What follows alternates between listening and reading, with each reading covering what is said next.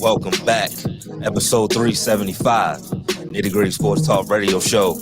I go by the name of Roscoe English, and of course, I'm here with the flock. Got my guy Keys with me. What's going on? How y'all feeling out there? My man Nick. Happy Friday, everybody. Keith PJ. Skull, what's going on? Can't complain. We got a special guest on with us, former Baltimore Raven, Anthony Mitchell. Mr. Mitchell, how you doing, sir? I'm good, and y'all? How y'all feeling? We doing good, Great. doing good. Yes, sir. Great. So let's get this interview going. Mr. Mitchell, tell us about your upbringing in Ohio and Georgia and what led you to football. Well, shoot, got two older brothers, man. I left Ohio, Youngstown, Ohio, probably like third grade to come live in Atlanta with my dad. And it's just something, as a kid, that's what you do. You go outside and play. That's one of the sports I excelled at. But, I did it all, football, basketball, track. Good at track and football, but, basketball wasn't my thing. But, enjoyed it. One of those things, went to the Westlake High School here in Atlanta, Georgia, where all the greats come out of. Cam Newton, Pac-Man, Sean Jones, a couple other guys that come out of there. Fox. It's a lot of people. Yeah, for sure. So talk to us about your time at Tuskegee and the impact HBCUs had on your career. And also, do you like the direction sports in general going at HBCUs? Ah, man. Well, I went to Tuskegee as a quarterback.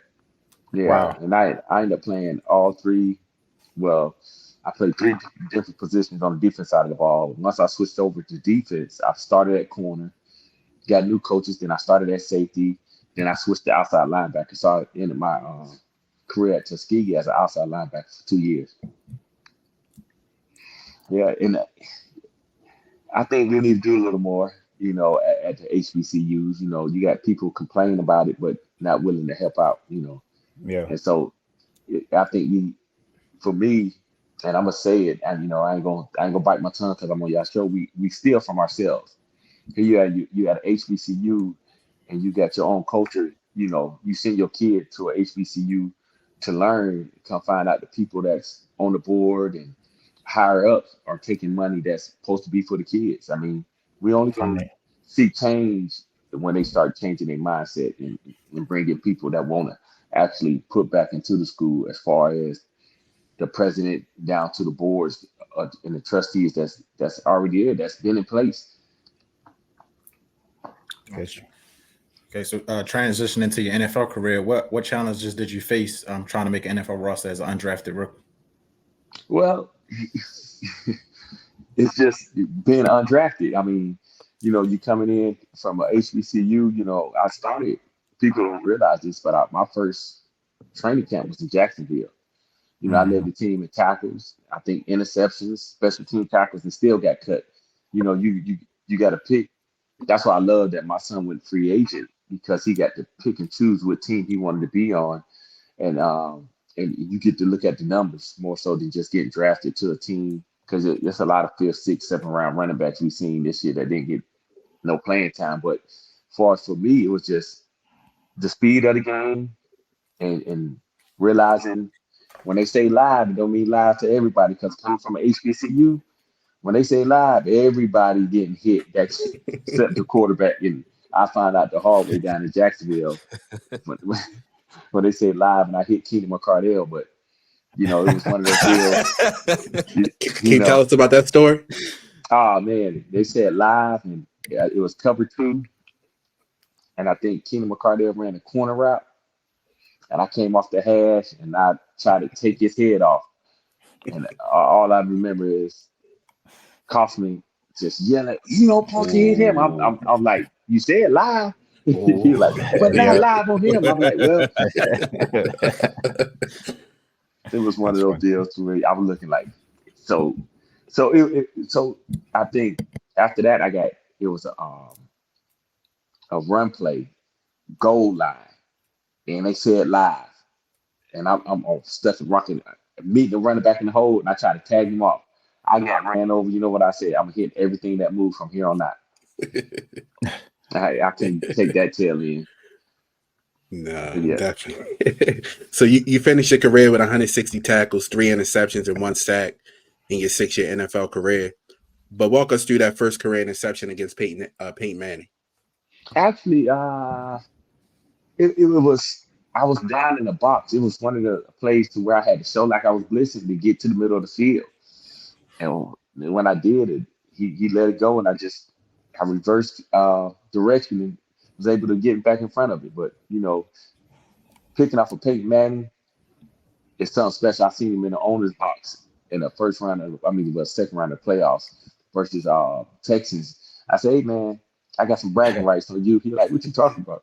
Yeah, I picked you off a week. So You had to let it's him something that remind him. yeah, I had to give him a reminder. Yeah. Not too many people that say they picked off Peyton Manning in his prime. Oh yeah. That's for sure. That's a fact. So the Ravens have long been regarded as a premier franchise in the NFL.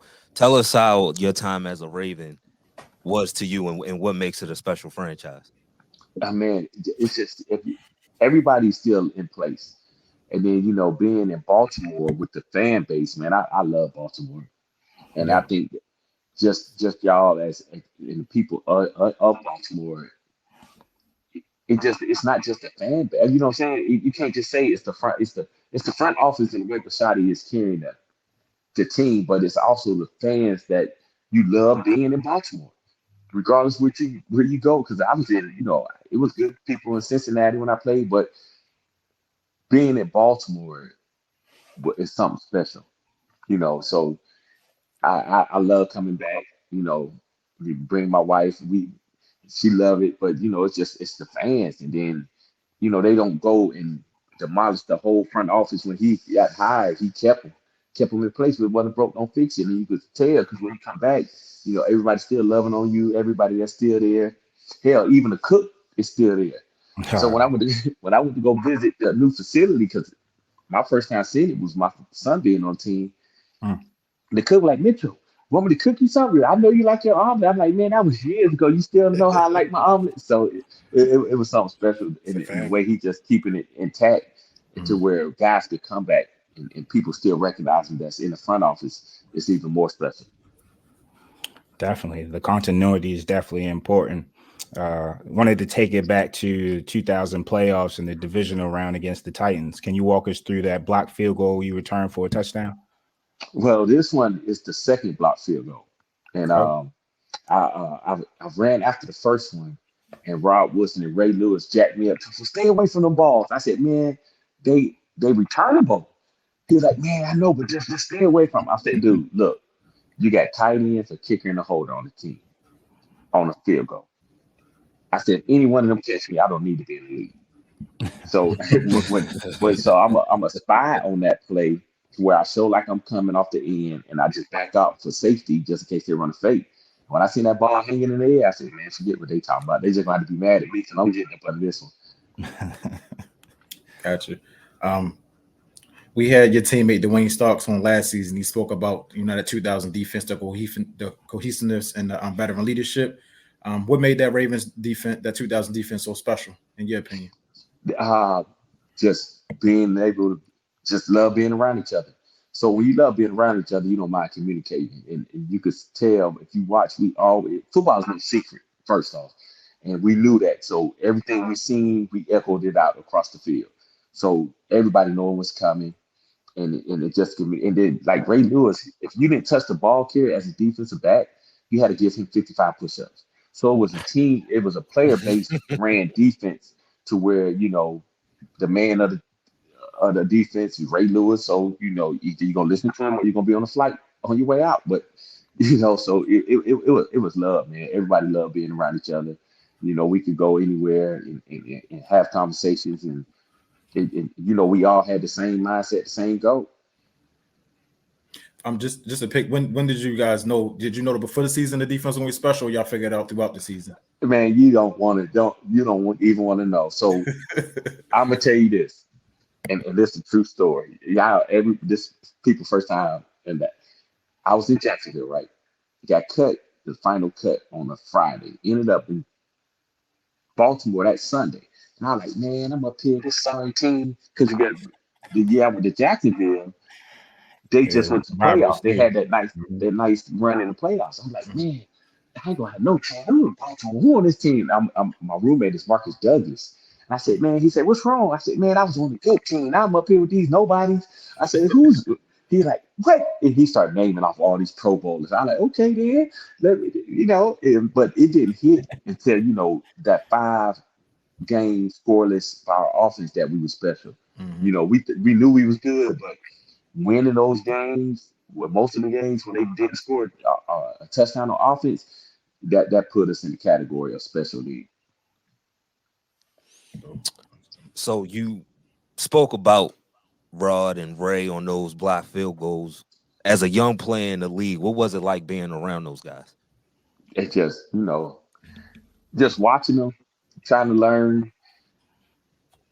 Sometimes you get you lost for words because you really around that guy. Every time I talk to somebody, everybody asks, "You play with Ray Lewis?" I'm like, "Yeah."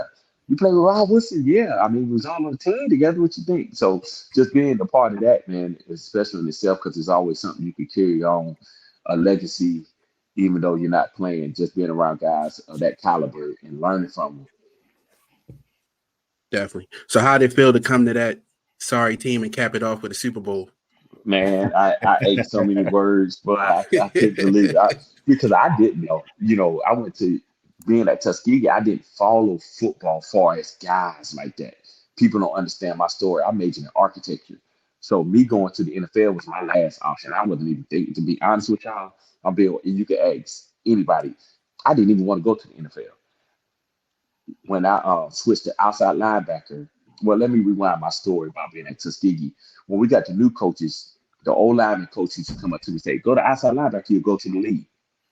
I'm like, man, whatever. And that's all he'd say to me every day. He said, "Go to outside linebacker, you go to the league." So I leave practice. I was coming to practice late because of my architecture classes. And the coach said, "Mitchell, you gotta find you gotta find another major, man. We paying for you to be here. You come listen half the practices." And I like, man, so I got my minor in construction science management. And so I got benched at safety. So y'all hearing the true everything. I got benched at the safety position.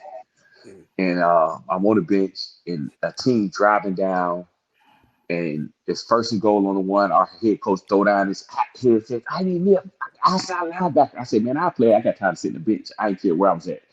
And he threw me in there. Next thing you know, went from first and goal to fourth and goal. From 14, I made every play.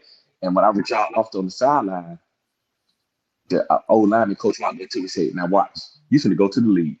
And funny story is, the Baltimore Ravens were the first NFL team to come see me. Yeah. Wow. Yeah, man. So fast forward to 2023, your son Keaton, he's in a similar position as you once were going undrafted, and you talked a little bit about it earlier, but talk to us about more of that process and what were the key things that led him to the Baltimore Ravens and choosing us as the team he wanted to sign with. Well, we sitting there during the draft getting calls, and I thought he was gonna go a little early. I mean, J2, J3. Um, but after round 5, I was like, man, I hope he go free agent. He get the pick because after round 5, dude, 6 or 7, you cut. So I'm like, I hope he go free agent. And then he went up in this room. I know he was a little upset, but the Ravens called me, the Jets called me because we got guys from the Jets that's former Ravens. And they was like, hey, I said, well, y'all got to make it make sense because y'all just drafted the 5th round. And John called me for the Ravens. He was like, hey, we're gonna take care of your boy. I said, well, let me. He said, we're gonna keep 4 on the roster. We only got 3, and your son gonna be our priority free agent coming in at the running back position. And we explored the other teams: Buffalo, San Fran, Pittsburgh, and the Jets was. I love my guy at the Jets, but you already had 2 running backs. So looking at the roster, his agent did a great job. Christian Gantz, I got to give him a shout out. I mean, he did a great job with sending us the depth chart of every team in the NFL at the running back position, and it just made sense. And people think, you made him go there because I didn't make him do nothing. It was in front of us. We weighed the pros and cons, and the Ravens was the best fit. And the good thing about that, when I was telling him, I said, you know, they're gonna give you opportunity. And I said, but the way you gonna get on that field is special team. I said, but they're gonna give you opportunity at your position, but make sure you take that special team serious. And that's what he did. I mean, it was a great fit for him. And to piggyback off of that, when he the success he had, you know, how great was that Washington? And did you guys, you know, this is what you guys expected from the takeoff like that when he did? I'm gonna tell you what. If you were to go back to the Seattle game, after his second period, I said he's gonna have a day. Mm-hmm. He's the one. And when you go back and watch the clips of the Seattle game, he got him and shook his head. He was telling everybody, y'all finna see something because I got a feel for it now. And I was sitting at home and I said, this dude finna go off. And people was calling me. I said, you see, they call me after every kid. I said, he's finna break one. He gonna break it. He's finna take one to the house. I said, he feeling it and he making it too easy for himself right now. And that's what he do. You know, just like I hated for him in the Jacksonville game. He probably couldn't have 200 against Jacksonville. Yeah, he could have. Yeah, because he was getting in the flow and he started feeling it. That When he burst. get in the flow like that, man, he becomes unstoppable. Yeah, he's always played running back his whole career. Man, I'm gonna tell y'all what, y'all hit me up. Give me another time. I'm gonna have his clippings.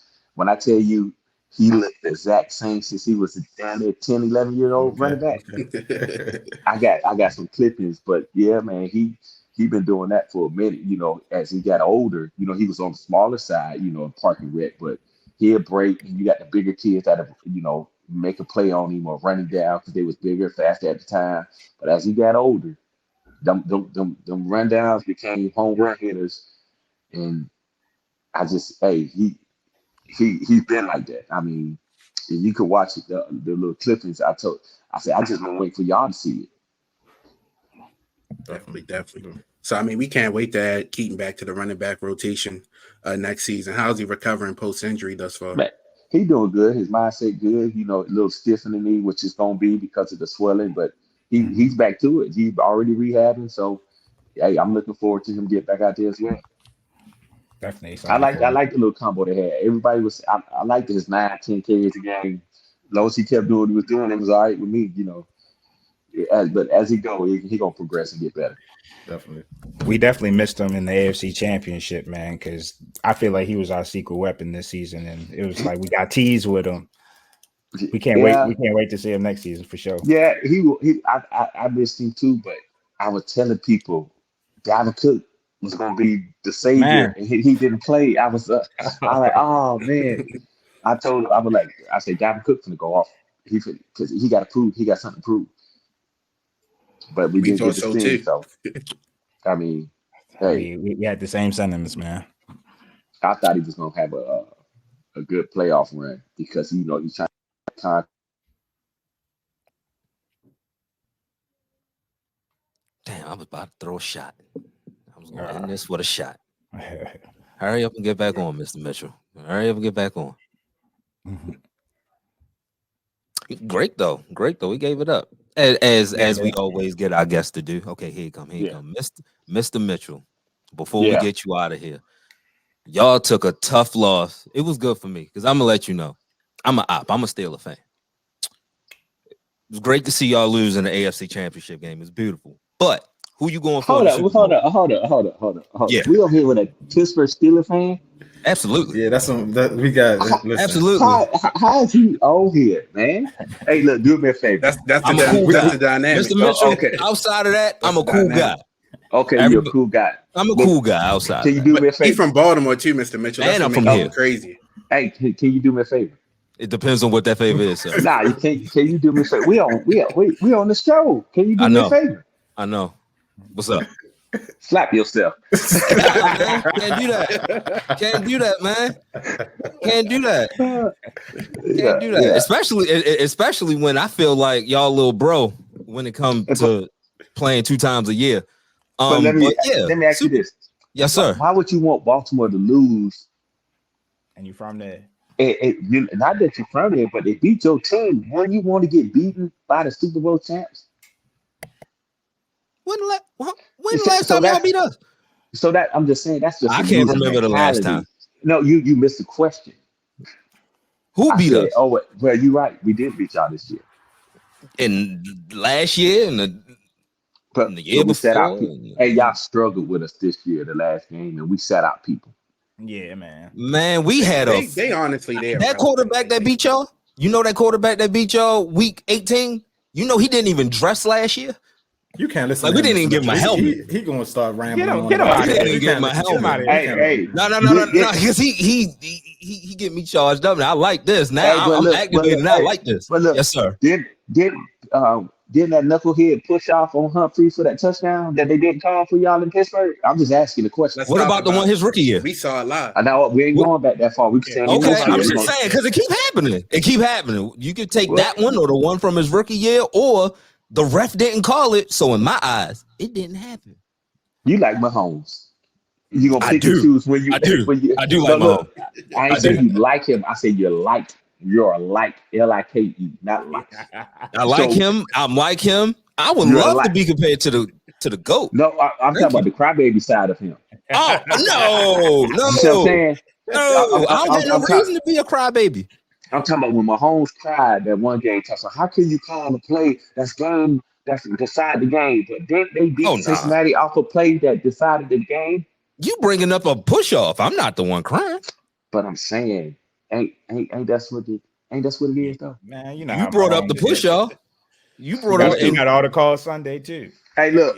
I'm gonna tell you this. Ain't nobody tell Clowney to hit him in the head and Matabuki to slap him in the face. Yeah, I mean, they got to get better people in there to make judgment calls because when you run at full speed, you know the quarterback slide and you already going for his legs, and they think you're supposed to automatically pop up and jump over and some shit. It's crazy. It's crazy with the people. I get that as a defender. You know, that's. I definitely understand that, but you know, things happen. Yeah, but then we what? I love this. I love this. I love it. Hey, you know, I got family members that's Pittsburgh fan because you know I'm originally from Youngstown. So I'm gonna tell you this. All right. So who did you root for growing up? Who was it? I was a Cleveland fan. Oh God. And Green Bay. God. Yeah, Cleveland and Green Bay. But what I'm saying is my family came to the game when we played Pittsburgh. All of them was Steelers down. They thought I was from, hey, I cussed them out and said, y'all never get another ticket ever again in y'all life. And guess what they watch the game at from here on out? And they comfortable. I bet you they comfortable. They comfortable. Ain't that ain't no thing. They ain't no thing. Comfortable. It is when you call it to come to the game. Yeah, right. Well, you know, we all want hookups, right? But you know, the hookups don't come through. We good. But Pittsburgh fan. Yeah, man. Yeah. Through and through. You know we're gonna beat y'all twice next year, though. Man, you know how much we say it all the time. Come on, man. Come on. It's their Super Bowl beating us, man. You just gotta let them. I don't understand how it's our Super Bowl when we keep doing it. It's nothing. It don't matter who y'all put out there, who we put out there. It don't matter. Mike T already said what y'all gonna do in the fourth quarter. You gonna piss down your leg. All right, Scar. Hey, Mr. Mitchell, before we get you out of here, who you got in the Super Bowl? Who I got? I like San Fran. Is that because of obvious reasons? So what were you saying about your 49ers pick? I just want to see somebody new. I want Christian McCaffrey to win one. Yeah, for sure. He deserved it. For sure. Cement his career at this point. Yeah. They don't got nothing to do with Kansas City. I don't care if who really wins, but I would like to see San Fran win one. For sure. Figured that. Who y'all got? Oh, I never bet against Patty. Yeah. Not unless Tom Brady on the other side. And last time I checked, he retired. I don't think it's gonna be the weakness of Kansas City is they're gonna run the ball more. Mm-hmm. The strength of Kansas City was their DBs. I mean, they got all pro. And I don't want to speak on it, but to where run the ball, and Chris McCaffrey gonna run the ball. Kyle Shanahan gonna make sure they run They the was ball. they was down 17.5 the other day and came out still running the ball. So Hey, there's no doubt about that. They're gonna stick to the gameplay. I posted on my Facebook. Why people keep saying that the running back position is devalued, and I'm gonna speak on it a little bit because at the running back position you got special backs. At the quarterback position you got special quarterback. At every position you got special guys. You can't say they come a dime a dozen because wide receivers come a dime a dozen. It's a skill. So quit devaluing them and saying that I could say this. I think I've seen more Super Bowls run with the run game than the passing game. For sure. That's a fact. That is a fact. The playoffs, everything slows down, and that's when you have to get the ball to the running backs and play good defense. Right. Simple as and that. even so then, there's no quarterback in the league that just drop back passing and don't have a run game behind him. Patrick Mahomes, both of his Super Bowls. Hey, Pachenko, the last one. Pachenko was getting in there. Yeah, he's a big reason why they won the last one. Mm-hmm. He's gonna be a reason why they win this one too. I don't think they're gonna beat. I don't think they're gonna. You can run on San Francisco. So you can, but you can run on Kansas City too. Vice versa. Yeah. Yeah, versus. Well, y'all. Kyle is gonna run the ball. Kyle not gonna shy away from it. Everybody knew that, but y'all. Hey, you trying to pull this out? I see what you're doing. You're trying to bait us and talking about it. See, man, I'm pretty good. I'm pretty good, man. I'm pretty good for 4 years. I'm pretty good. But I can't say, we should have ran the ball more. That's all I'm gonna give you. That's all I need. That's all I need. That's all I need. Marion Meth. That's all I need. Marion Meth. That's all I need. I mean, everybody know that. I mean, yeah, you got to. You're the number one running offense in the NFL. Everybody but Lamont with the quarterback that is the best ever at doing it. So yeah. So people got to understand. I'm gonna say this: when you go up against Patrick Mahomes, the only way you're gonna beat him is don't try to compete against him. Mm-hmm. Patrick Mahomes is a competitor. What people don't understand is he's a competitor. A competitor wants to W by any means necessary. He'll check it down 20 pounds if he has to. Patrick Mahomes will walk away with the game throwing the ball 5 times if it means he's gonna have a W on the end of the day.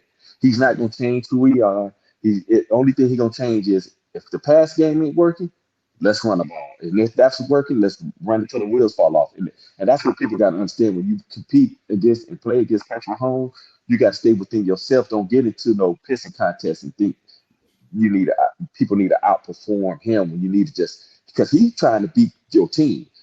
People going to get up against Patrick Mahomes to outperform him. He don't care. He'll have 150 yards at the end of the day. As long as that W is on his side of the scoreboard, that's all he care about. That's all he care about. That's really what he got all the money he needs.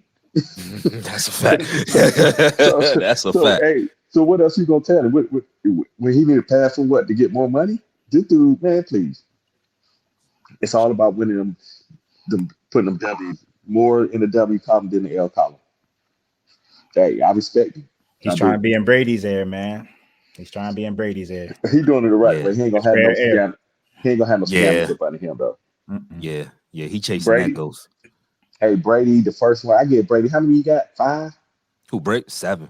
He got 7. So I mean, he got 5. You think he got 5 in him? Yeah, the first one he shouldn't have been there. That's why they came out with the tuck rule. Then you got the inflation. So you got to take away those. You got to take away some of those stuff. Oh, I got what you saying now. I respect it. Hey, I respect it. We got a common enemy in him. Yeah. Right. He earned 5, but you got to take away the ones they gave him to him. How you gonna say it? Come on, man. Listen, I'm with you. and being up 28-3, that was crazy too. Being down 28-3, that was crazy too. I mean, Russell Wilson, and that's what I tell people when you become. We ain't sugarcoating no name. Hey, you got Marshawn Lynch. I don't care what you're doing. If it's on the 1 yard line, what were we just talking about? Run. Yeah, run the ball. I seen a lot of quarterbacks, mess up, turn around, hand the ball, and quit trying to be the hero. Matt Ryan, They want You seen it it would. Come on, Matt Ryan. You got your run game working. for sure. But hey, we'll be there. Yeah, definitely. Appreciate you, man, so much. Mr. Mitchell, we appreciate you coming on with us this evening. Wish your son the best of luck on his recovery, and Yes, sir. hopefully we can talk to you again later down the line. Yeah, after you slap yourself. Hey, you know what? I'm COE for everything. If you want me to slap myself to come back on, you got to beat us first. But if you beat us, then I'll do it. I guess I won't be slapped. Yeah. You got a Ravens jersey yet? Who? Hoover. Me? We working on it. We working on Me? it. Hoover. Nuts. Man, be a cold day in hell before I wear one of them, man. No, it's gonna be a bet in hell that you're gonna have to wear one. Okay. How many you need to win? I just want to see y'all beat us. I just want to see it. So when we beat y'all, you got to wear the jersey. If y'all beat us Monday. No. You ain't gonna let you dictate it. No. I'll wear the jersey, but you got to come back on. No, I'm gonna come back on. And you can see me wear that jersey. Listen to me. You adding extra to it. And no, you got to wear that jersey. If we beat you the first game, okay, you got to wear that jersey every day to the second game. How about that? Every show to the second game? Whose Super Bowl is it for real? Every show. I like it. That is crazy. I like it a lot. No, that's crazy. You know what? You know what? You so confident, Go. Should be. You know what? Got you. That's easy work. I'll do it. That's easy work, right? I'll do it. I'll do it. Matter of fact, send me one of yours. I'll wear yours. Send me one of yours. All right, we gonna get you. We gonna set that up. We gonna set it up. We gonna set that up. If y'all beat us first game of the season that we play, I will wear your jersey up until the second game on this show every day. Every day. We got to add more to it too. Damn, Mr. Mitchell. Yeah, hey man, you gonna have my name on your back, so we gotta. Hey, you God damn. Appreciate you, boss. I really do. Thank you, sir. We really appreciate you coming on, man. I enjoyed it. Man, I love it, man. I appreciate y'all having me. Have a good one. Talk to you. All right, y'all too. I like that. I like that. That's the energy I love. We'll do it like that. That's the energy I love. We're gonna go to the first commercial break. Nitty Gritty. Hey, yo, Nitty Gritty Sports Talk is now on YouTube. Make sure you like, comment, and subscribe. And while you at it, follow us on Twitter and Instagram. Name the same across all platforms. Nitty Gritty Sports Talk. 3 Ravens and a Steeler. Now let's get back to the show. Hey, man. Steelers got a new offensive coordinator. Goes by the name of Arthur Smith. Oh, no. Trust fund, baby. Tell us your initial reaction first. Don't be no. Hey, nah. You see what I just agreed to? I ain't got no cap in my body. Now, at first, I was like, what the hell? I wanted somebody directly from the Shanahan, McVay tree, Clint Kubiak. That's a hot name. I'm not gonna lie. I'm going off name. His pops was a GOAT. I'm just figuring he got a lot of that in him. The nepotism worked with Kyle. You figure that's passed on to him. But as it went on, I'm not. Hey, Tomlin really wanted Joe. Tomlin, because he had an interview in Tampa. Tomlin blocked that. Nah, we signing. Clearly, that was Tomlin's guy. He checked all the boxes that Art wanted with the experience. Hey, he my guy until he ain't. I said the same shit with Matt. I'm gonna give him a chance.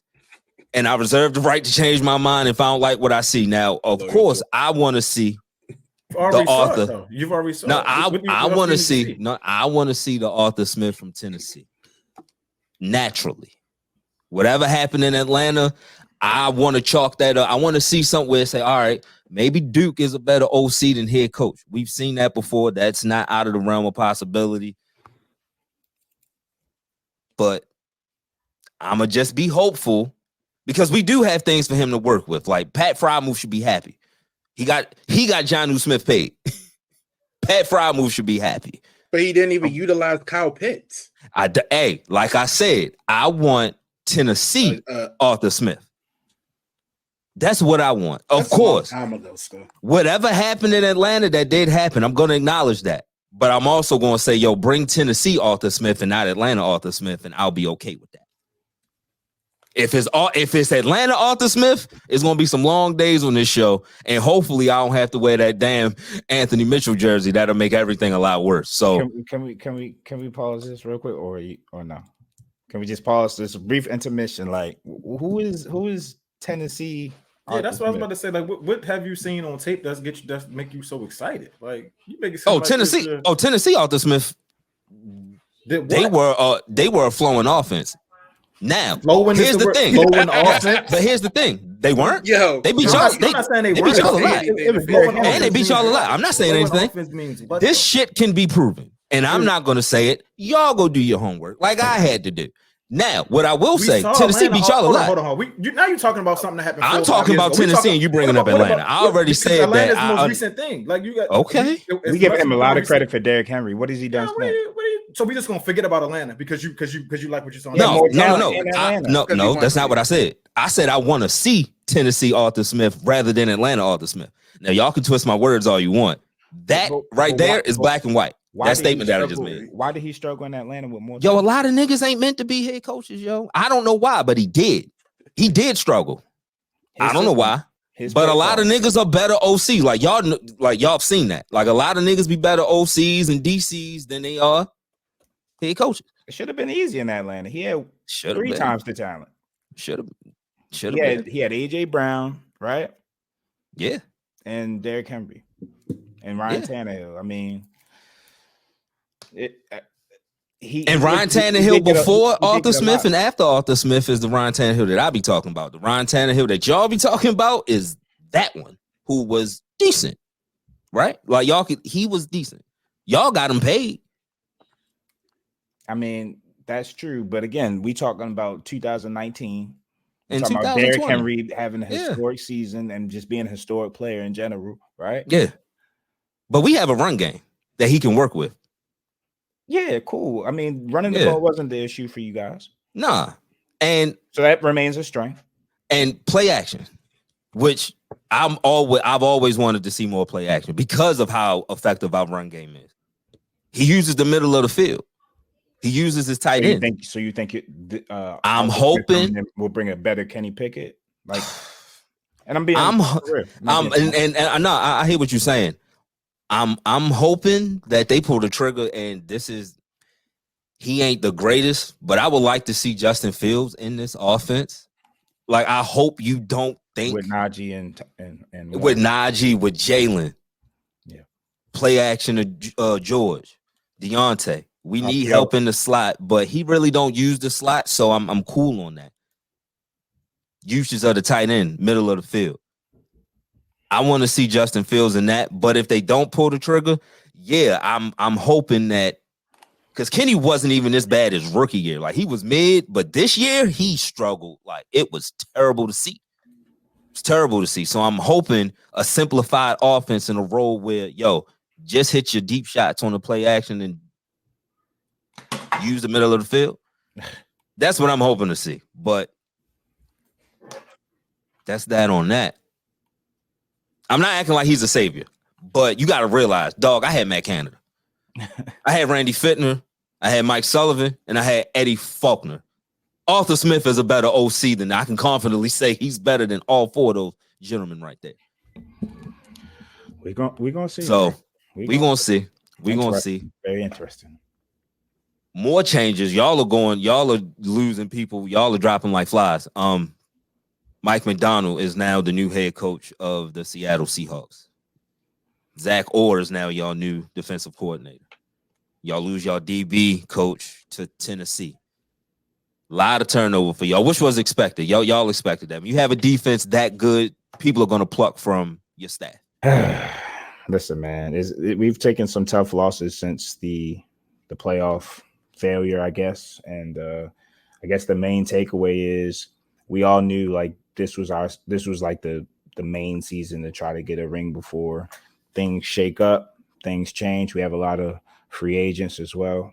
So it's going to be a season or off season of transition. But at the same token, You do have a young core.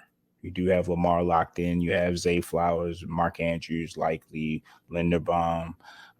You have on offense and defense Kyle Hamilton, hopefully Matabuke. Way. Oh, I got you with that. Yeah. No, that's a fact. That's a fact. Not saying that. Yeah. That's a fact. You wonder what all these defensive coaches getting all these jobs. What was up with the game plan? Like, how did they come up with this game plan? It's a sabotage. You were trying to get the hell out of town. Like, yo, I'm a head coach next. Fuck this. But not only that, I mean, when you have that sort of turnover, I mean, it can affect your team. You look at Philly last year, coming off Super Bowl run, they lose. That's a good point. They lose almost their whole coaching staff too, and look at how they sort of reacted this season. So I mean, I think the beauty of it is you still got Todd Monken coming back. The offense is just going to continue to grow under Lamar, and so that's kind of my diamond in the rough right now. Like, where I'm keeping it positive for us is that whoever we bring, Zach Orr was in the building, so he should be able to maintain what we were doing defensively. At least you hope, but you losing weapons. Like, you're not going to have P. Queen flying around the ball next year with Roquan able to do what he was doing. So I like Trenton Simpson. Yeah, I do too. He came on big. Yeah, I mean, Baldy just had to do his job. Baldy had to do his job again. That's all it is. I misspoke. My bad. Joe Horace went to the Chargers with Jim Harbaugh. My bad. Yeah. I mean, DeCosta just and y'all save a great. They got Greg Roman too. Who got Greg Roman? The Chargers? Yeah, them Harbaughs love that. Yeah. What they hire him as? Run game coordinator. Okay. I mean, that's in smart, his proper role. In his proper role, and they looking at Saquon heavy too. Yeah, that's smart. Saquon with Greg. Jim Harbaugh is a great coach. Charles ain't gonna be down for long. Saquon with Herbert. That play action would be wicked. Yeah. Jim Harbaugh. Jim just an asshole. With Justin Herbert is going to be different. It's going to be a lot different. Like, they're going to be scary to play. Trust me, they're going to be very scary to play. Now, what they do on the other side of the ball is important. Did they have a defensive coordinator yet? Not sure. I don't think. Yeah, I mean, that's going to be the most, because they can't keep Mac and both. They all them cap hits too large. They can't Keenan Allen. All of them going to get cut. So offensively, they're going to be fine. They got Jim Harbaugh. They got Justin Herbert. They're going to be fine offensively. But defensively is where we're going to see what they're about. But they got the GM, like you said, they got the assistant GM going out there. So I'm sure they're going to have some people. I'm sure he's going to do his job. I mean, Baltimore breed front office people. Last note on the NFL coaching carousel: Dan Quinn takes the final head coaching position in Washington. We'll see if he does any turnover with EB. Always got to 3 years before he fired. I think that was they. I mean, I'm not gonna say he didn't deserve a job, but he should have took a job last year. He had better opportunities last year. So we'll see. I just don't. It just shows you they really wanted Ben Johnson from the Lions. Mm-hmm. Just like they settled on him because he was the last option. Dan Quinn. Commanders. Oh, Dan Quinn. Oh, yeah. Dan Quinn. Settled him because he was the last option. I don't think he was the best option for Washington. I don't think he's what they need. But I give him 2-3 years, and I don't think a lot going to change with him as a head coach. Because he one of them that's a better coordinator than head coach. Yeah, I think so too. I mean, defense ain't never really been a problem in Washington. It's been the offense, the lack of being able to get the ball to your weapons like McLaurin, Curtis Samuels, and all them type dudes. So they were horrible. It's a sign when when people are turning down their first opportunity, because everybody want to be a head coach in the NFL. If you coach football, the dream job is to be a coach in the NFL, one of the 32 teams. So if you're turning down jobs, saying you got unfinished business in Detroit, there's something going. Obviously, he looked at Washington like, nah, that's not it. But I thought they said something like he outpriced himself or something. I guess his asking price was absurd too. I mean, he came out early, and he was mid-season saying that when it was his turn, he won like $16 million.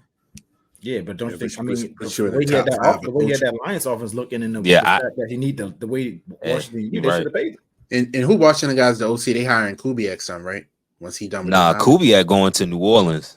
Oh, that's New Orleans. Okay. Kubiak going to New Orleans. Side for the OC. Right now, it's still Eric until further notice. Usually, head coaches bring their guy, but EB, I think he's done enough to say, all right, I'll keep you on, but that will be determined. For sure, man. We'll see. All the head coaching jobs are taken up though. Surprising the guys who didn't kind of get those looks. The Bill Belichick's had some steam, but I wonder if he wanted like more personnel control or just more organizational control in general, because you see he's on the outside looking in. So Vrabel didn't get. I mean, Vrabel was. You would think he would at least flirting with the Chargers and other teams, but it was really no steam behind his name. That's shocking. So yeah. I mean, next year I don't think it's really that shocking when you. I mean, he's a defensive coach, and you can get younger defensive minds like Mike McDonald. I mean, you probably gonna go with the Mike McDonald. You know what Vrabel got to offer. But Dan Quinn. But Vrabel will be a. I don't think I think they. Like I said, I think they settled on Dan Quinn. Yeah. I don't think they even wanted him for the job. That's how I feel, and it's gonna backfire. I think it really is gonna backfire. But Vrabel will be a coach again. I think Vrabel will get another head coaching job somewhere. Yeah, did we dive in? Did we really dive into Zach Orr? You know, just him being so young, being former player, African American. I think he's the first African American DC in Baltimore Ravens. No, you had Marvin. So we had Marvin. Yeah, y'all had Marvin. Oh yeah, true. I mean, I like it. I mean, I like Keith was saying, I like the continuity. He's in the building, so hopefully we can keep saying the same stuff because, besides that game plan, the defense was dominant all year. The defense was what it was all year. He's a former Raven player, so he knows what the locker room is about. I like it. I like keeping the continuity. I like, so hopefully, you say he lost defensive backs coach, but hopefully he can keep a lot of them defensive assistants here. So we, like I said, so they can keep it going. I like it. I like it. I think it's a small hire. Harbaugh might have. I mean, it's a results-based business, so we're gonna see. But I think Harbaugh might have got that one right. And they were talking about he'll potentially be a future head coach. That was kind of interesting to hear that because there was a few different people that have said that. Patrick Queen, Mike McDonald. So that's going to be interesting. He must be well respected in that locker room. And you give me a D'Amico Brown feel. Yeah. Like one of them, like just seeing him on the sideline with them players coaching, like he looked like he's still in the league. Just his energy. Mm-hmm. So his ability to be able to relate to today's player will be through the roof. That's what's going to propel him. I want to rewind real quick before we move on to some good news that y'all said about Zach Orr and being a head coach. I honestly think too, in the decision to bring on Arthur Smith, wasn't nobody beating down his doors to be a head coach. Clint Kubiak coming here, fix Kenny. He's gone in 1 year. Yeah, he's gone in 1 year. Kind of like Monken. Yeah. So you keep the same guy, and I think that's important. Tomlin don't like the sexy pick either. That's going to be a threat. And there's nobody taking his job. Like he ain't worried about that. But you don't want to have that turnover. Like, all right, we bring you in, get the playbook, you do good. But my thing is, you're going to get a head coach. Why not go get Byron? I think why not go get Leftwich? Like they said no to him early too. But why though? Like they said no to him in the middle of the season. I don't know. Like what's the difference? I don't know. I don't know if they think that was Tom. Ain't Leftwich? I'm not sure. Ain't Leftwich a Super Bowl winning OC? Ain't he win a Super Bowl? Like I said, I don't know if they putting that on Tom or what. That's confusing because that was like a no brainer for me. Former Steeler, former quarter, like that was a no brainer to me. But they said no to him as soon as we fired Matt Canada. They was like, yeah, nah, no Byron Leftwich. And you still haven't heard his name in the building or something. But you still ain't heard his name. He ain't getting no job this go round either. Mm-hmm. So I don't know what's up with Byron. I think he deserves one, and I don't think him coaching Tom Brady should be an indictment to him. It wasn't an indictment to Josh McDaniels, and he keep getting jobs. In the reality, though, he didn't miss last cycle and this cycle, so it might be a word out on him, but I don't think he deserves it unless it's something that I don't know. But like I said, Josh McDaniels keep getting jobs. So on to the good news in the city since y'all team let everybody down. First and foremost, it's new ownership in Baltimore for the Orioles guys.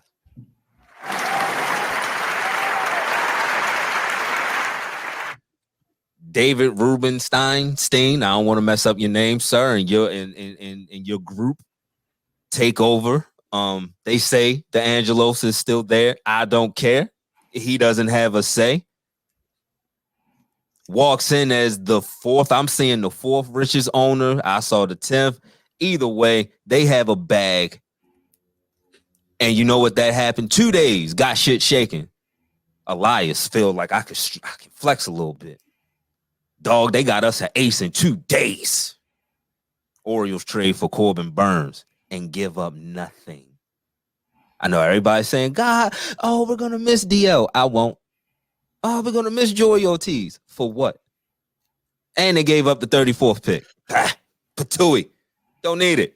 2 people that didn't even contribute really last year. Get them out of here. Yo, you get an ace. For Burns. You get I'm a bona fide ace. Not no ace just for the Brewers. No, we talking about a former Cy Young award. Cy Young 2 years ago. Just 2 years ago. When you get to move, when you get to move everybody down the slot, that's and you know when you get to move Grayson down the slot, when you get to move Bradish down the slot, that's good. Like I said, when you if Tyler Wells, if you're 5th starter, you're doing something right. Like because Tyler Wells, I think got a lot of upside. He just need to put it all together. So if he's going to be your number 5, you're doing some good things. Yeah, I think, either him or Kremer or, they're going to be competing for that 5th spot. But then you look at it and he was the 3rd starter in a playoff series. So for him to be in a situation where the depth of the rotation will force him into competition now to even make the rotation. Because you got to consider, I think they're going to give John Means a shot. You know what I mean? Being that he's a veteran, being that what he's meant for the organization during the rebuild, and just that he's a good pitcher, like a 3.6 ERA in his career. He's healthy now. I think he'll, depending on how he looks, he'll probably be at least guaranteed a starting slot to start, right? So you're looking at Wells and you're looking at Kremer as being those guys that are going to have to duke it out. And I agree with you, Keys. Wells, he was one of our better. He was like top, under Bradish. He was fighting with Bradish to being the best in the rotation at a certain point of the season last year. He just ran out of gas. So physically, if he can withstand it, that's another hat in our cap too. But quickly about Corbin Burns, I mean, the fact that we were able to get him, he has a year worth of control. But like Sko mentioned, like Elias has to be emboldened now that he has a new wallet. He's not making this deal if he feels like it's strictly a rental. You make this deal with hopes that, at least, you can't predict everything, but you at least know the new ownership will endorse the thought of re-signing this guy long term. You don't make this move just for one season. We did give up some premium draft picks, but and not premium draft picks, but premium assets, and it's a testament to our farm system as well. The fact that we had to give up somebody like DL who can throw 98, somebody like Joey Ortiz who is known for his glove but hit like 320 last season in AAA. 34th pick, as Sko mentioned, like those aren't bad assets to receive. And they weren't even top 5 prospects in our farm system. So it says a lot. But Corbin Burns, best cutter in the game. Best cutter in the game. They said if he pitched in Camden Yards, his ERA would have been even lower. You know what I mean? They got a big ballpark out there. Mm-hmm. They said he would have allowed 7 fewer homers had he pitched in Camden Yards. So stuff like that is going to play here. With our defense and the wall, his ability to strike people out, get swings and misses. It's going to be fun. And that's important. That's important because you got a lot of guys outside of Bradish who pitch the contact, and that's cool. Let your defense work behind you. But if you really want to be a team that people are scared of, you need guys that can just mow people down on any given night. You're talking about a guy who's had 200 strikeouts the last 4 years. Last year, he led the league in strikeouts. He had 243. This is a guy whose ERA last year was 3.3, and that's the highest it's been in 4 years. He's sub. And 3.3 is still good. That's still good. You should still win games. You should still win every game. You got give up 3.5 runs. Yeah, because outside of the given slump that baseball teams go through, we're going to score more than 3 runs a game. Our lineup is vicious.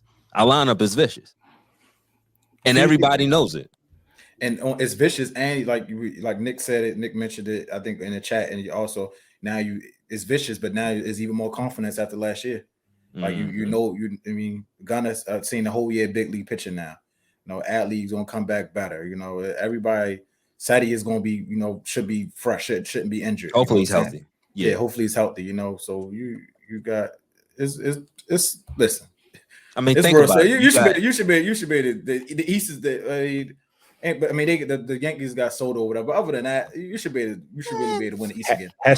Heston got plate appearance last year, and Mm-hmm. he was showing potential. Cowser was able to fail on the big league level. Mm-hmm. Sometimes you need to see that and feel that failure, right? Don't forget about my boy. I mean, cut you off. Don't forget about my boy John Westberg. He my favorite. Don't forget about Westberg. Nah, He hit the contact last year. I mean, yeah, you know, and right now he's the second baseman. Yeah, to me. Every day. I mean, and that's the our infielders and every day too, Keys. If None of that. If he's the everyday second baseman, he's gonna have a great seat. Like that's sporadic. That spot start here, bringing him in on Sundays for the day game. Like if he plays every single day, I think Jordan Westberg gonna turn out to be one of the greater Orioles. That's how many guys do we have in this lineup that you can pencil in for 20 homers? You got Santander, 20, Mountie, 20, Gunner, 20. I want to see 20 from Adley. That's the step I want to see him take. He has the power. Alley, though. I just need Alley to hit doubles and get walks. That's what I need from him. We don't need the power from Alley because he's gonna be at the top of the lineup. But he has it. You think he bat leadoff again this year? Nah, he was the. I hope not. I hope he doesn't have to because I mean you gotta consider where Jackson hits too. Mm-hmm. You know you're gonna want Gunner at 2 or 3. Put somebody protecting him. Yeah, so. I don't think so. What's your confidence level? I guess on a scale of 10 that Jackson is the starting shortstop opening day. 10. Because you know how that baseball should go with. I know with the control and all of that years of service. Yo, but if you're trying to win, you gotta put him. You gotta get him up here now. Yeah, I'm not trying to see him in September as one of those call ups. Nah, hell no, nah. He's your best. If he's your best prospect, he's the best prospect in baseball. We need to see him because it's right now. It's time to go. It's go time. You don't want them saving that year of service, bro? Yo, we got money now. Sign him. Fuck it. We got money. We rich. Nick. We rich. Sign him. Fuck it. Get him signed now. It's all hands on deck now. You got GMs already saying, yo, it's scary. It's scary in Baltimore. Look at our rotation. Look at the top 3. There's nobody in the AL East with that. Listen, this new ownership has me excited as well because remember we were talking doom and gloom about being able to re-sign some of our younger guys. This is a Baltimorean who's spearheading the investment group that has bought the team. Or that's proposed to buy the team. It's not official yet, but he wants to win and bring a championship to Baltimore. I know as a Baltimorean, it has to hurt seeing all our homegrown talent, just go to different teams and flourish elsewhere. So hopefully, with Corbin and you got the Gunners, you got the Adleys, some of these people we start getting them locked in sooner rather than later. And the beautiful thing about this is. Elias has been able to turn our farm system from one of the worst historically to perennial number 1 farm system in the league, and it doesn't stop. It's robotic. Like every year he's finding gems, but it doesn't matter. Early rounds, mid rounds, late rounds, he's finding gems. The international market, for him to have a wallet now, for him to have a purse behind some of this farm system building. And coaching and the analytics he uses, the fact that he has the wherewithal to say, yo, we need to create a wall and push left field back a little bit. Like, I think it'll be better for our pitching and be more strategic for us being competitive. Like that mind frame is, you know what I mean? And then now you add some money behind it. It can get surgical as far as how young we are, how talented we are, how we can keep restocking the cupboard because we just traded, 3 prime assets. You know what I mean? We keep restocking the cover. We don't miss in our draft picks. So we can make another Joey Ortiz. You know what I'm saying? Yeah. Be fun. Yeah, it is going to be fun. It's going to be very fun. Salute to Baltimore Orioles fans. It's looking like all of this will be sustained for a while, and that's all we ask for. John Andrews, get out of here, man. Get out of here, kid. Get the fuck out of town. Do I have anything about people getting out of town? No. I don't. I need to add that. I'm slipping. Moving on. We got some NBA. Not so much games to talk about, but Embiid has been the poster child for this new 65 game All NBA MVP limits that you have to play.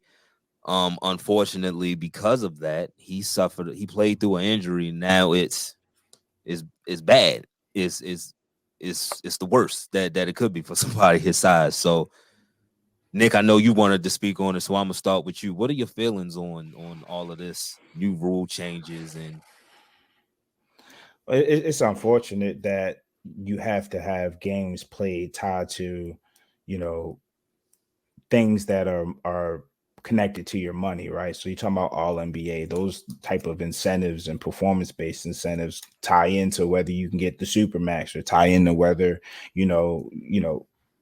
it changes the threshold of how much you can make when you get those achievements. And to have games played as one of the determinants in that, and that it can automatically disqualify you, it's kind of dangerous. You talked about Embiid realizing that he had missed a lot of games so far and trying to push through an injury and having, an unfortunate situation happen where he further injures himself trying to push through an injury. It's unfortunate, man. It's unfortunate for sure. You just gotta be smart with the NBA. I don't think they intended these consequences, but at the same token, what type of consequences did you think was going to happen by having something like this? Like, players get injured. It's not always just load management. Half the time, they're load managing to prevent the long-term absence. I miss a game here because I'm feeling sore. I don't play this back to back because I don't like the way I've recovered. You know what I mean? I don't want to put stress on some of these ligaments or some of these knees because, or this foot or this back, because I see the long-term vision.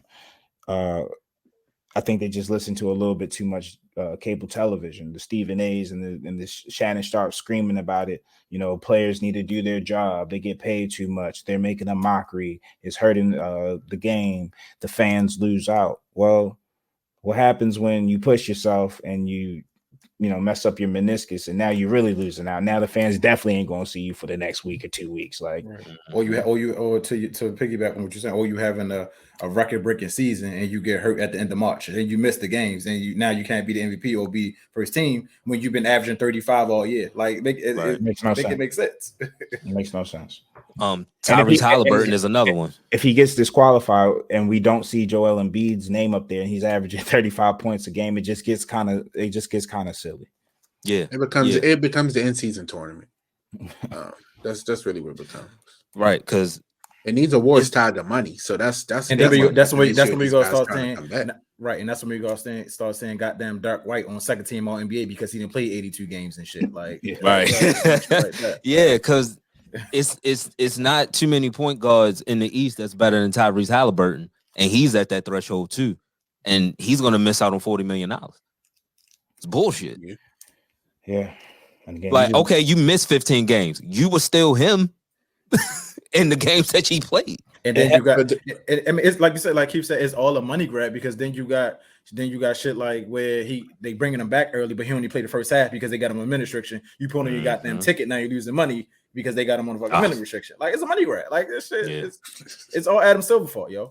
Like, it's all his fault. Like, he's definitely the culprit. It's too many reforms, yo. Things were working well for decades, right? And we get to 2023 and a new CBA, and they just trying to put that in there. And I get it. Like, billionaires want their money. They want to be able to sell their tickets and have their main attractions be, main attractions, so to speak. But you got to be smart about it. If they did it so that, like, you can't hit a certain percentage of being on the injury report out as listed as rest, right? Like, you can't miss more than 10 games. I can dig that.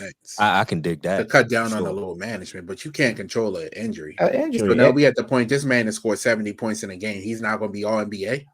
Like, come on now. If I injure my hamstring and I'm out for 3 weeks, 4 weeks, you know what I mean? Hamstrings are one of those things you don't want to re-injure. Like, if I got COVID, I can't go to work. Those are days missed. I can't not get my bonus because I had COVID and I was out for a month. So it's not that I'm just calling out every day saying F work, but I don't agree with that. This is not load management. This is a completely different beast. it's going to cost a lot of young African American men a lot of money. Jaylen Brown, you should have fought harder, man. Should have fought harder. Because, like, with that, to your point, players agreed to this bullshit. Yeah. Because with that, all right, game restriction, blah, blah, blah. All right, let's shorten the season then. I'll give you that, but let's shorten the season. Give me something. Do that. You know they ain't gonna do that. give me something. They're gonna say, yeah, we're gonna shorten that. We're gonna money. sit you down. All right, we're gonna shorten that direct deposit as well. It went from, like you said, it went from the media, because the media picked the first team, second. So it went from them taking money out of your pocket to now they agreed to the bullshit. Now they taking money out of their own pocket. That don't make sense. Yeah, it don't make sense. It's crazy. It's crazy. It was tweets being tweeted about a Los Angeles Laker. Yeah, there's a little birdie. I don't know who's this guy. He had a lot to say. Yo, apparently he's gotten some stuff right in the past, that's the weirdest part. He's predicted LeBron returning to the Cavs. He predicted Kawhi Leonard going to the Clippers, and he predicted LeBron going to the Lakers. Which is weird, man, because now he's predicting LeBron and the Lakers are headed towards a trade. Which made LeBron respond, which I saw you say, and I agree. Where there's smoke, there's fire. Mm-hmm. Because LeBron just not responding to bullshit. Like, why was they out? What was their injuries? Because I don't think they was hurt. Was he on injury report before that? Did he miss the game before that? LeBron didn't. AD did. AD got hurt in the game last week against Golden State. Okay. But LeBron played in the Atlanta game the other night, which made it even more shocking to me that you're not playing in Boston. Like I told somebody who listened to the show, he sat out of Boston last night because of that temper tantrum he threw last year when they didn't give him the call. So he wasn't showing up last night. Politics. And it's crazy about it. That's my thing. The politics that sound like that's 100% accurate. Like that sound like something wrong. LeBron would definitely do that. Like that sound. That sound like LeBron didn't play last night because he was fine against Atlanta the other night. They won without him. And didn't that gentleman say that Braun not playing?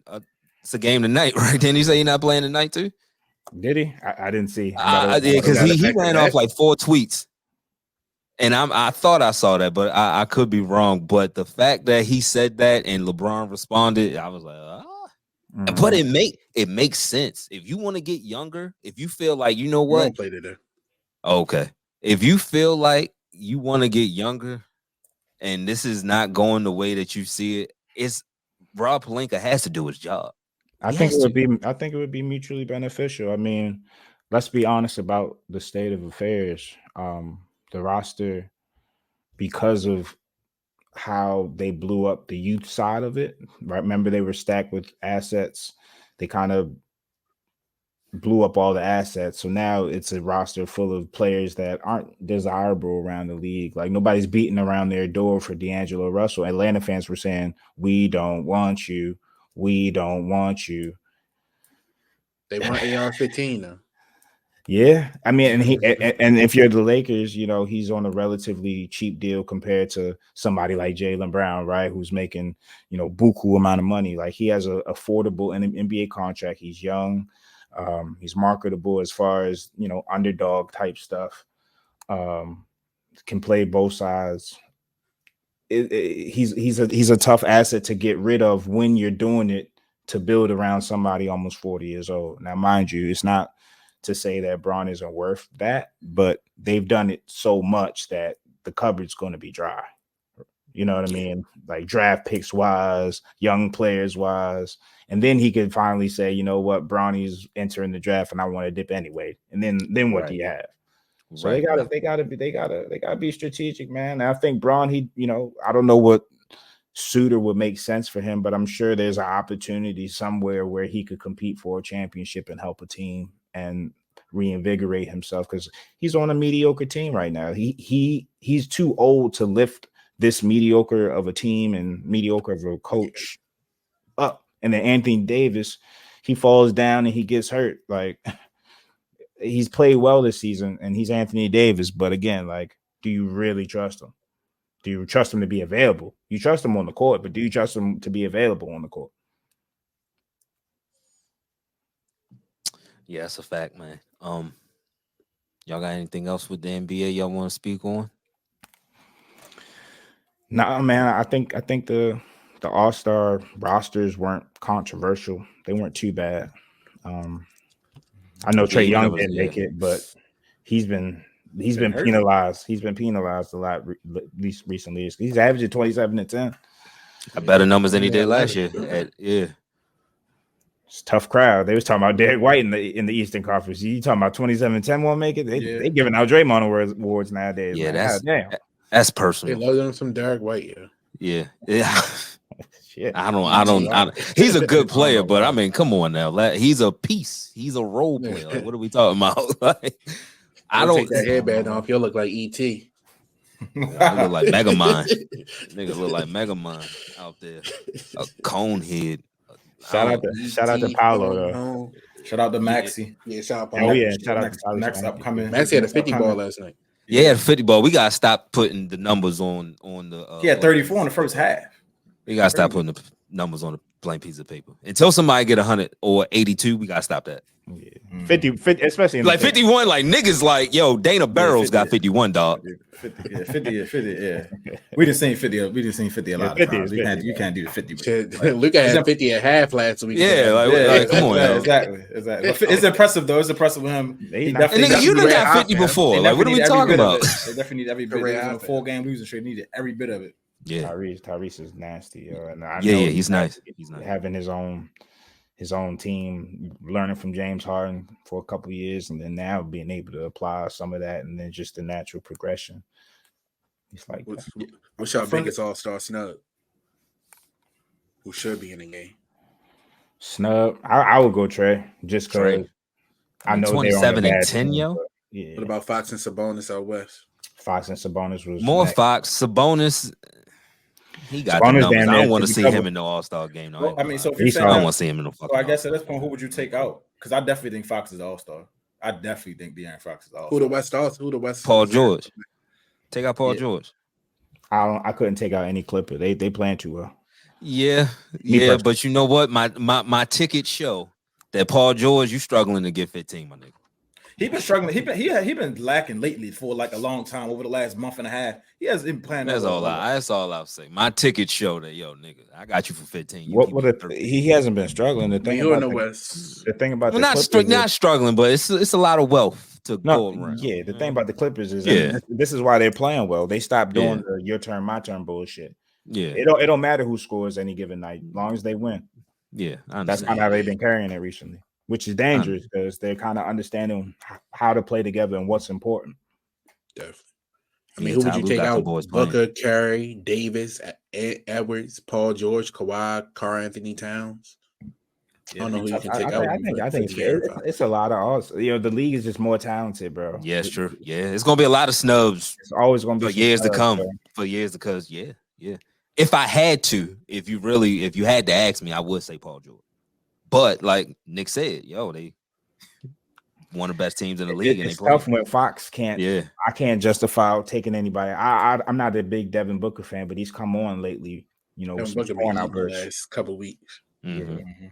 So it's kind of hard to even mention his name as like being taken out of anything. Karl Anthony Towns just had a monster game, 60 piece, and he's 50-40-90 as a big man. That's crazy. We just gotta call it like you just wasn't good enough this year. All right, bro. That's what it's got to be. Like you just all right, bro. This year. Next year we gotta start. I guess get away from unless it's a real life snub. Like all right, well, Fox, you just might not good enough this year, my nigga. Get it next year. No, this year they got this shit right this year. Yeah. You said what? Laurie, he playing too well. He's playing well though. I mean, he's playing well. He's playing well enough to be an All-Star. I feel like it's just not enough slots, bro. Because he's deserving.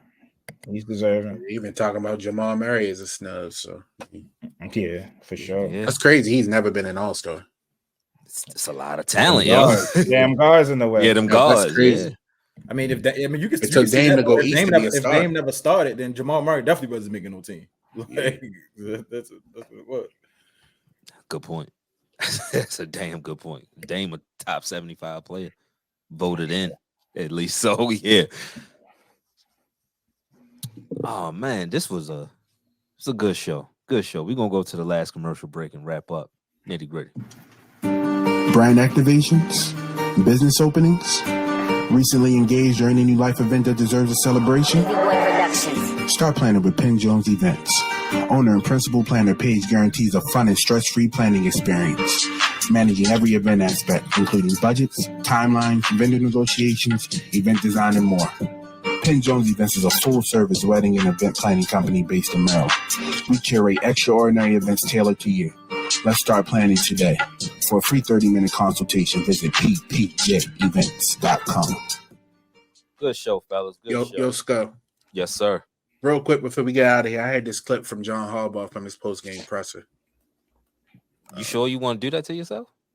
Yeah, because I had it for what happened to you, but we ain't even played it. So, but we definitely something to discuss for us real quick. But I'm gonna play the clip. Sure. Conversations with Todd about possibly trying to run the ball.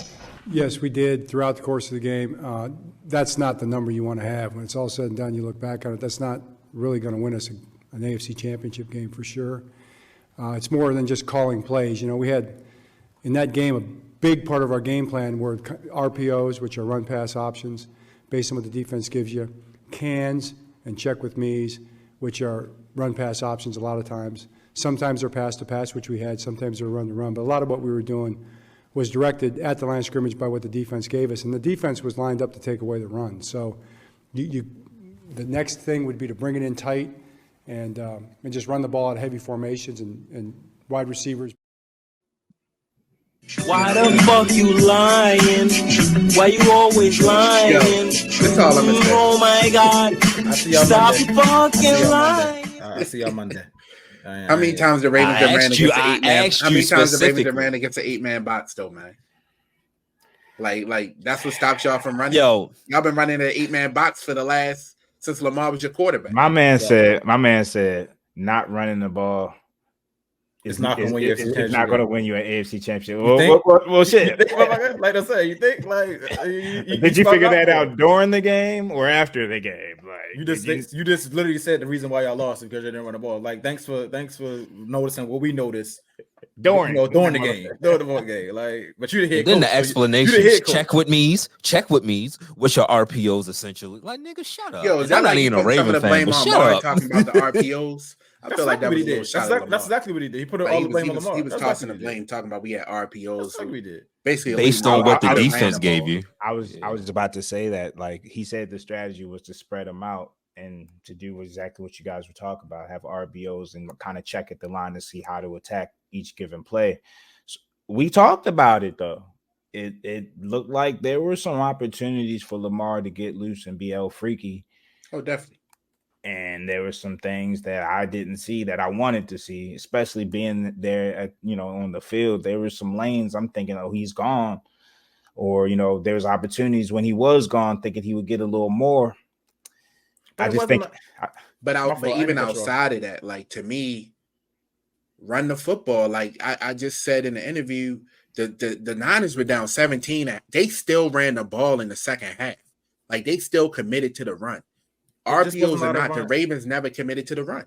And there was not a lot of RPO this year, though. That's what I didn't get. Like, it wasn't like they didn't run a lot of run pass options. It was either they was running the ball or Lamar was dropping back. So I didn't get it. And if you're saying that the defense was lined up, the defense was in tight to take away the run, then Lamar made the right thing. He was throwing the ball because they could take away the run. That's why it's on the coaching staff to call design runs. Like, you can't change the play. You're not changing this play. This is the play. This is the game plan. We're going to run the ball. And that's all you had to do. They had six carries to the running back. The Ravens get 15 to 18 carries to the running back. We talking about a different outcome right now. And I'll challenge that. Mainly I agree, right? The only differences between the 49ers and the Ravens is our best runner is a quarterback. Their best runner is a generational running back. Our best running back is a generational quarterback. So we talking about running the ball. I don't really care if Gus Edwards or Justice Hill get the ball. I saw what they were doing. Outside of one run, they were getting stuffed. Lamar Jackson was the most electric person on our side of the football field, especially when he was getting loose and attacking the defense when they spread him out. thought we were going to see more of it. We saw, him get 100 yards versus Houston. I'm thinking, okay, it's the playoff time. It's do or die. We're not worried about getting injured anymore. We're not worried about proving whether we're a quarterback anymore. We're worried about winning a fucking football backyard game. football. You backyard football game. He would have had about 150 yards, 175 yards rushing. And that's why when Anthony Mitchell was on the show talking, it clicked in my head. I totally agreed. He was talking about he tried to get into a battle with Mahomes that you ain't gonna win that battle. You ain't gonna win that battle. How you beat Mahomes is not playing like we're trying to outduel him. It's being yourself and being what makes you different. And what makes you different is what you do. When you get loose, there's nobody that can fuck with you. And at least as fans, we saying the same thing as former players saying that we should have ran the damn ball. Like that makes me happy to see that they looked at the same thing and we saw and said, well, if they'd ran a ball, a little bit more, the outcome probably have been a little bit different. But that's neither here nor there. I asked them about that cover 2 in the first half. I was going to, but I was like, I ain't gonna go there. I ain't gonna go there. He didn't want to let it go, but he definitely let it slip. Like, but I'm definitely happy that former players and fans are in pain. I love it. You should be in pain too, nigga. Nah, I went on the road with Mason Rudolph because y'all lost with the MVP. Y'all niggas lost with the MVP. Like y'all niggas lost being the overall number 1 seed. Like I don't know if I want to call y'all the Baltimore Ravens or the Dallas Mavericks. I don't. Like y'all ain't never lose. You make it sound like y'all ain't never lose a playoff game at home. Like I lost to Brady at home in the AFC title game. Shut up. Like what you talk about? Like y'all done lost games at home. Oh, you talking about Ben's rookie year? Yeah, that's true. Didn't Jacksonville come and beat y'all at home? We wasn't the number 1 seed, nigga, and that wasn't the y'all was still at home. What is you talking about? We wasn't the overall number 1 fucking seed, semantics. Nigga. Now we talking about semantics. And that is not semantics. That's the fucking truth. We didn't have the overall number 1 defense. We didn't lead everything on defense. We didn't have the fucking MVP. We didn't have shit. Y'all niggas had everything lined up in the worst Kansas City team in the last fucking 6 years, and you fucking shit the bed. And you scored 7. You scored 7. But you talking about the defense. You scored 7. They held Mahomes under 250 yards. You scored 7. What's your point? You didn't say nothing about the offense. You scored 7. You didn't say nothing about the offense. Your point was about the defense. You needed to score 18. And you scored 7. How many did you guys? That wasn't your point you just made, though, my nigga. That's what I'm saying. Yeah, I mean, y'all wasn't good. Y'all did all of that shit, regular season merchants, like y'all usually are. Just run through, dominate niggas, and go to the playoffs and Reggie Miller. You know what I mean? That's what you do. Pause. Okay. The fuck? Play your little sound bite, yeah. It don't matter to me. It don't matter to me. It's because that's what y'all was. Y'all was fucking scary. Y'all was fucking scary. Niggas got bullied at home. It's all good. Niggas got pumped in their backyard. Because we know what y'all are. You know what I mean? That's like a nigga coming to your front door smacking you and saying, have a nice day. Nah, you the type you can't fuck. That's what happened. You gotta wait till somebody else beat us and shit. That's all it is. That's all it is. He can't wait. How many people beat us? Y'all didn't beat us. Y'all didn't want to see us. You really would have been confident in that? Hell yeah. Mike Tomlin know y'all. We know y'all. We definitely want. You could have saw us. We definitely want a job. I give you the glasses to see, but that's about it. That's about it. Actually wanting to see a nigga. The Chiefs got the battery in your back. That's all it is. You had to do. You couldn't do it, so the Chiefs got the battery in your back. That's all it is. Pat Mahomes against Pat Mahomes. Pat Mahomes got the battery in your back, my nigga. That's all it is. I ain't need that. Y'all could have picked with me. Y'all could have picked with me. Obviously, you did. And you probably wouldn't have felt this way because you would have known. I knew. Like I said, because I know y'all. I know y'all MO. You talking like y'all came in there and beat us and y'all going. I know y'all MO. Yo, you know what?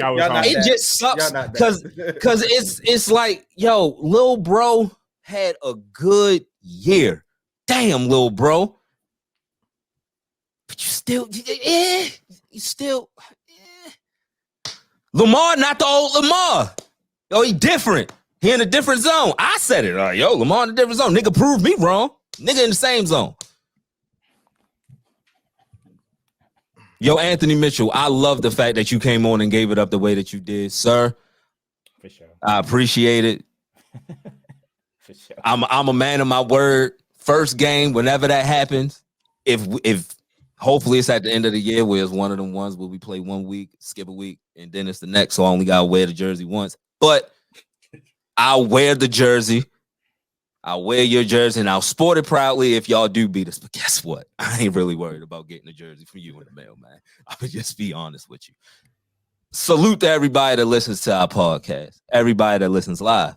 Everybody that checks us out on YouTube. Hey, Phil Smith, stop lying. You ain't run me out of nowhere, nigga. I'm not Reggie Bush. Your wife was ready to go. Phil, come on the show, Phil. Your wife was ready to Come go. on, yo. Come on, She was. Hey. How the Baltimore nigga say it? How the Baltimore? She was ready to go.